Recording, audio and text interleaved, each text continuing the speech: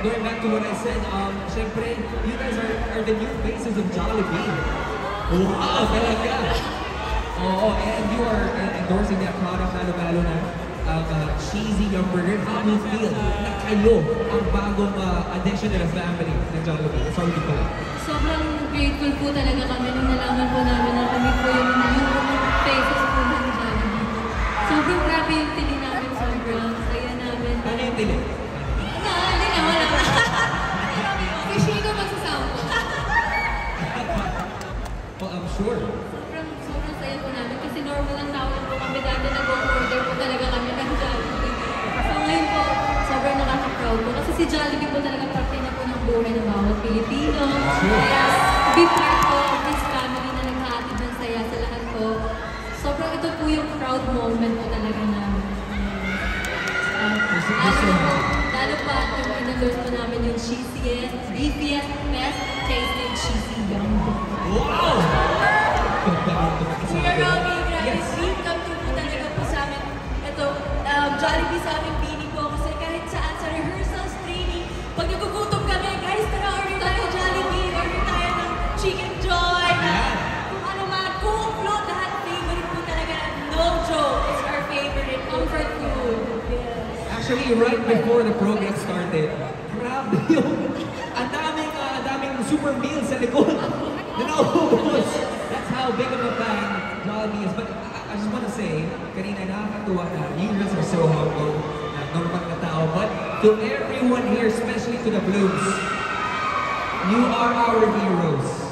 Hindi lang kayo normal na tao. Thank you for all of the songs. Pero iba talaga yung sarap ng cheesy hamburger. Ang daming, I'm sure ang daming take doon kapag nyo ng cheesiest, beefiest hamburger. Diba? Pero kamusta naman yung experience nyo? I want to ask Gwen. Sobrang saya ko kasi sa bawat kagat lasa mo yung cheesiness and beefiness and double cheesy hamburger. Gutom po niya? Pero what if yung cheesiest, beefiest, best tasting cheesy hamburger, what we already love, itama pa natin. Parang double the fun, double the yum, am I right? Yung masarap na cheesy hamburger, dodoble pa natin. Paano sinabi mo? Double?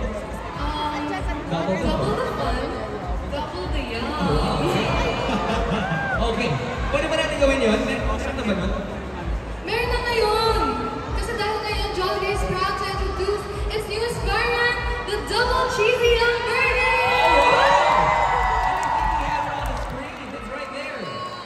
The double cheesy hamburger. Ayan, no? Ayan, si Snap. Nag-model na si Snap.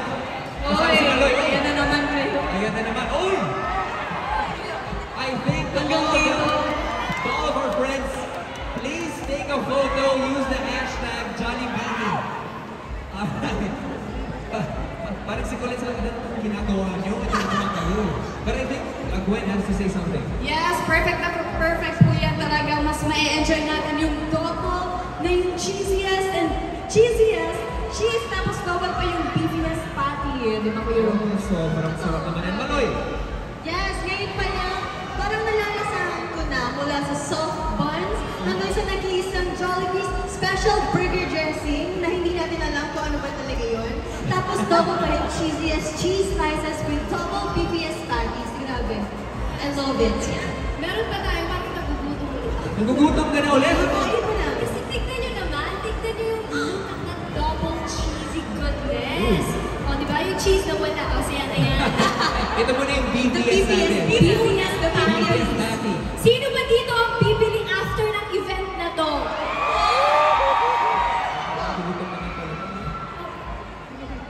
Ang daming blues dito na siguradong dediretso din sa Jollibee.